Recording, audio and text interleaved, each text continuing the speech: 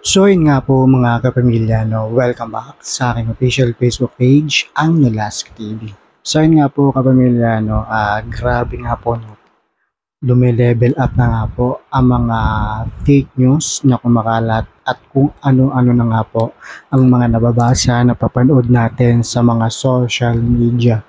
Lumilevel up na nga po ang mga gawa-gawang issue, mga fake news laban sa ibang mga host ng Eat Showtime.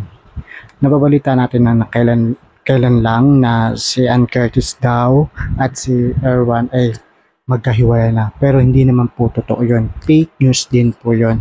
Ngayon, ito lang po na talagang kumakalat po na ito daw si Ayon at si Jackie Gonzalez ay talagang nga naman na ginagawa nila ng fake news. Talagang lumilevel up itong demolition job na kung saan sinisira nila yung isang tao para lang umangat yung ibang tao. Kaya nga naman po dun sa mga nakakapanood ng mga fake news na yan, talagang iwasan po natin, panoorin at talagang mag-research tayo kung totoo, alamin natin yung totoo para hindi po tayo maloko o ma-fake news. Kaya nga po no to fake news. Ayun nga po na magpasikat nga po sa 21 na nga po ng October.